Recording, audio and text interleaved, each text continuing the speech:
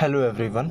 So in this video, we will do the daily current affairs analysis of 7th December 2021. So the first topic which we will discuss is what is the Compensatory Afforestation Management and Planning Authority. So it is a prelims specific topic. So the context, CAMPA, the Compensatory Afforestation Fund Management and Planning Authority has so far distributed rupees 48,606 crore to 32 states.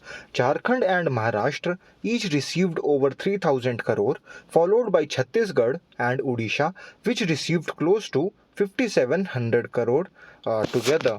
So, how does CAMPA funding function and what are they?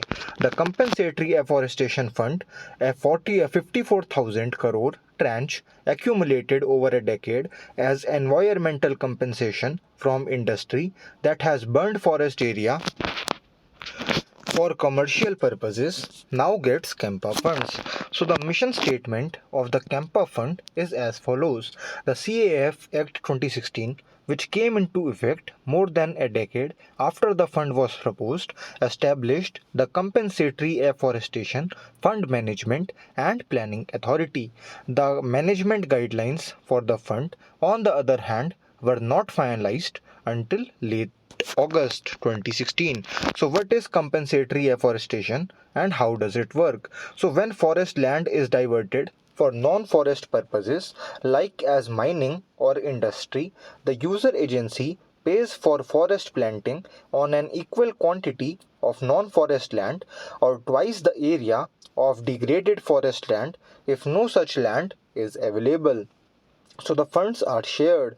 According to the standards, the states should receive 90% of the CAF funds while the central government should keep 10%.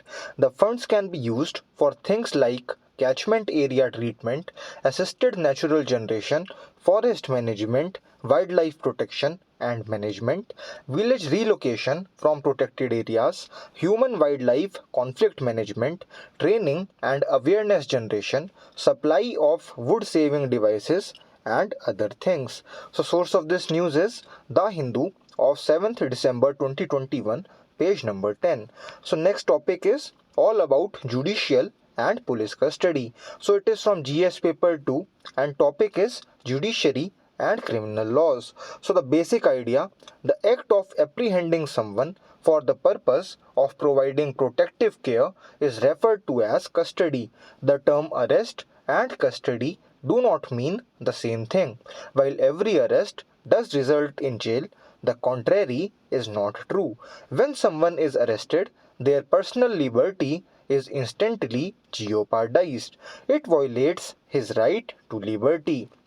So custody in police, which is the police custody. So when police receives information, a complaint or a report about a crime, a police officer arrests the suspect involved in the incident and brings him to a police station to prevent him from committing more offenses. This is referred to as police custody.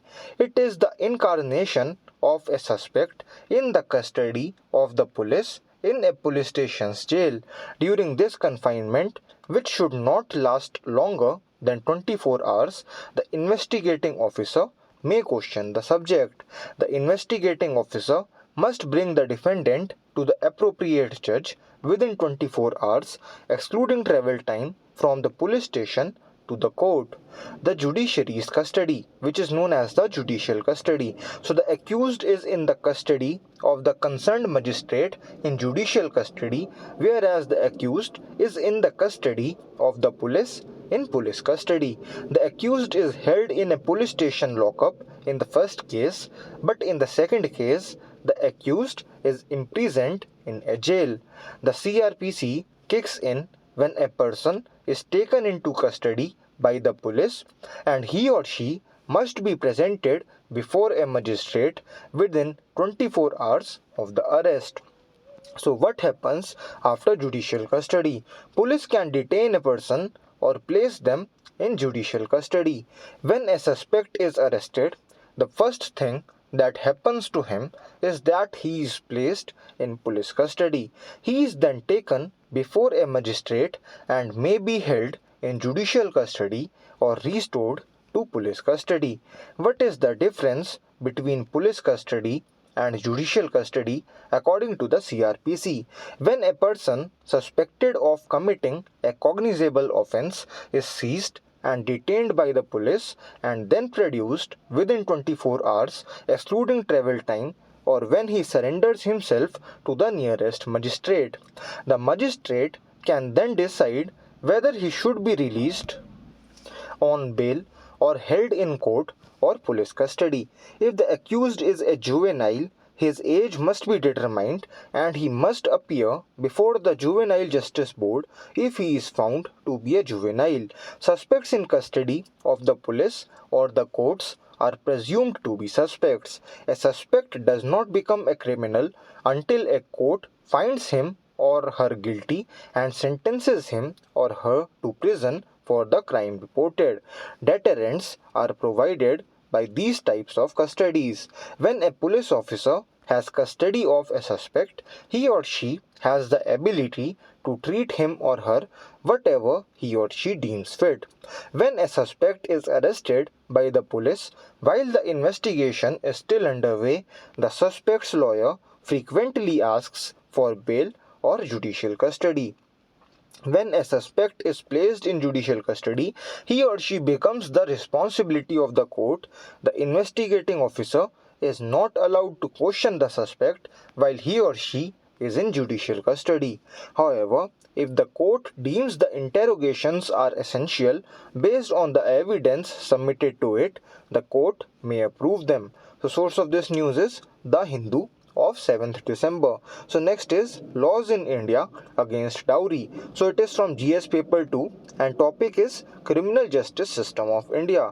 So background, the Supreme Court recently broadened the scope of section 304B of the Indian Penal Code IPC by declaring that there is no one-size-fits-all approach to determining cruelty to women. The IPC's Section 304 states, according to Section 304B, a woman must die of burns or other bodily injuries or otherwise than under normal circumstances within 7 years of her marriage to prove a case of dowry death.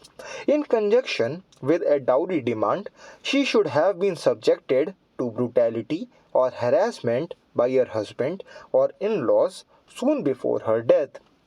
The Supreme Court's decision highlights Section 304B of the IPC must be considered in light of the legislative objective to prevent bride burning and dowry demand when evaluating whether the time between the cruelty or harassment and the victim's death comes within the criteria of soon before. The court should use its discretion. Establishing approximate and living link between the cruelty and the victim's death as a result of it is critical in reaching this determination. Over the years, courts have interpreted the phrase soon before in section 304B as immediately before. A woman must have been harassed just before she died according to this theory. Cruelty has a broad definition spanning from physical to verbal to emotional abuse. As a result, there are no straitjacket equations that can be used to define exactly what the phrase soon before means. Furthermore, the provision's language, other than under normal circumstances, necessitates a broad reading. Section 304B of the IPC does not use a specific approach to classify death as homicidal, suicidal, or accidental. Furthermore, the accused should be fairly interrogated regarding the incriminating evidence against him. Other critical factors, such as the right to a speedy trial, must, however, be weighted. For nearly a decade, from 1999 to 2018, dowry killings accounted for 40% to 50% of the killings in the country. In 2019, 7,000 dowry deaths were reported under Section 304B of the IPC. Source of this news is The Hindu. Next is about B.R. Ambedkar. So basic details. He was born in Mao Central Province in the year 1891. He is known as the father of the Indian Constitution and was India's first law minister. He was the chairman of the drafting committee for the new constitution. He was a well-known politician who fought for the rights of Dalits and other socially backward groups. So contributions: he spearheaded the Mahad Satyagraha against Hindus challenging the municipal board's decision in March 1927.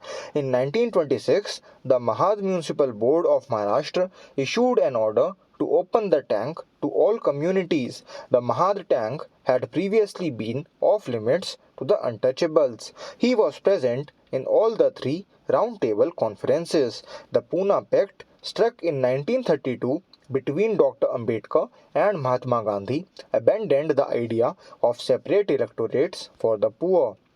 Communal award. However, seats reserved for the poor in provincial legislatures were increased from 71 to 147, and they now accounted for 18% of the total in the central legislature.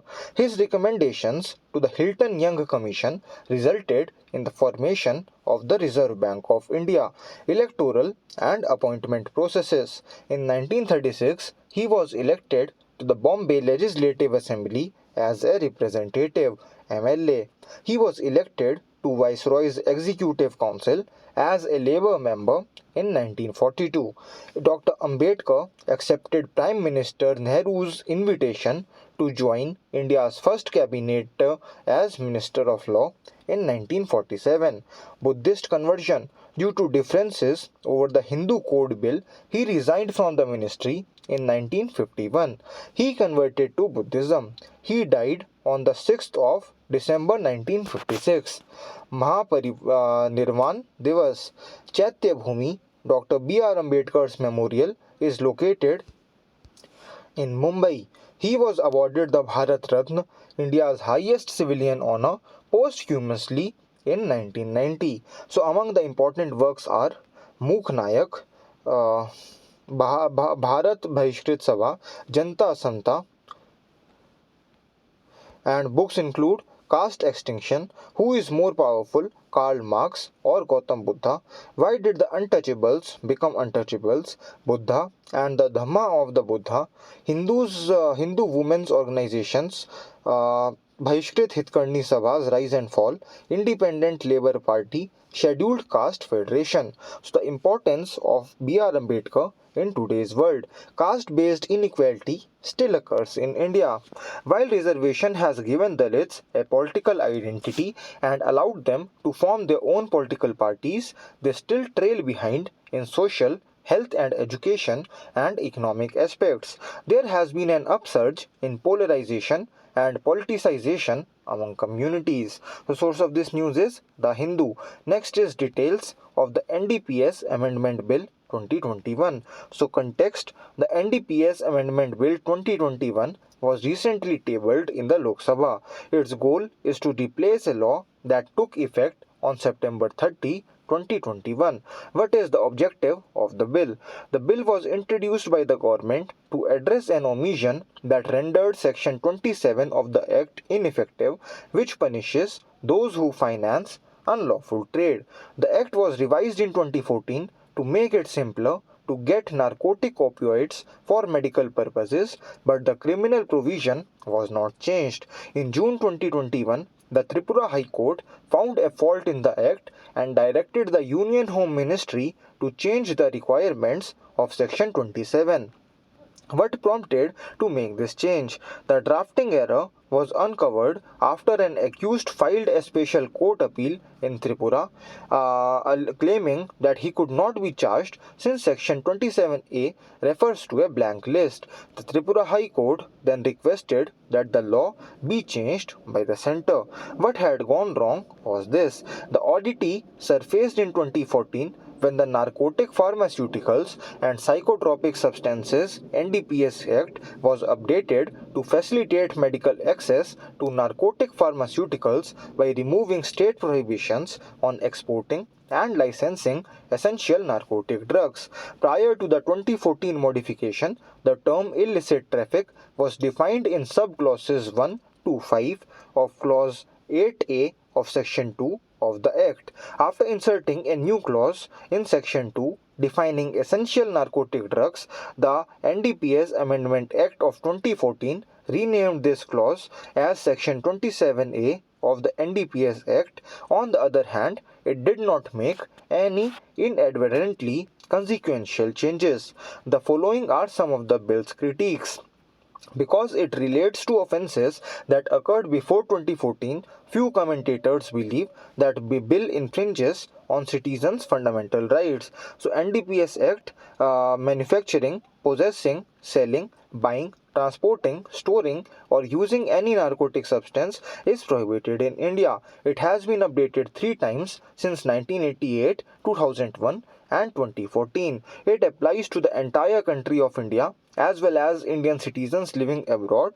So, to combat the problem of drug trafficking, the Indian government has implemented a number of policy and other measures, which are the Nasha Mukt Bharat Abhiyan, the National Action Plan Against Drug Reduction, the Narco Coordination Center, the National Fund for Control of Drug Misuse. So, source of this news is The Hindu. Next is about the Enforcement Directorate. So, it is a multidisciplinary organization entrusted with enforcing two specific fiscal laws, the Foreign Exchange Management Act 1999 and the Prevention of Money Laundering Act 2002. So, the Department of Economic Affairs formed an enforcement unit on May 1, 1956 to handle exchange control law breaches under the Foreign Exchange Regulation Act of 1947. In 1957, this unit was renamed as the Enforcement Directorate. For 4 years, the Directorate was also under the administrative control of the Department of Personnel and Administrative Reforms. So it is in charge of enforcing two statute laws, which is the FEMA, Foreign Exchange Management Act. It is a civil law having quasi-judicial powers used to investigate and punish people found guilty of violating the exchange control laws and regulations, and the PMLA, Prevention of Money Laundering Act, which is a criminal statute that permits authorities to conduct investigations in order to find, provisionally attach, or confiscate assets obtained through scheduled offences and arrest and punish money launderers. So, composition: apart from hiring individuals directly, the ED also deputizes officers from various investigative agencies including customs and central excise, income tax, and the police. There are also the following features: cases of fugitives from India are being processed under the Foreign Economic Offenders Act of 2018. So, special jurisdiction courts: the central government designates one or more sessions court as a special court for the trial of a crime punishable under Section 4 of the PMLA.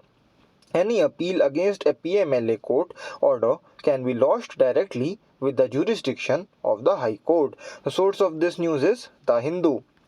Next is, what are PR bonds? So the term no cost bail refers to a personal recognizance bond, which is also known as an own recognizance OR bond.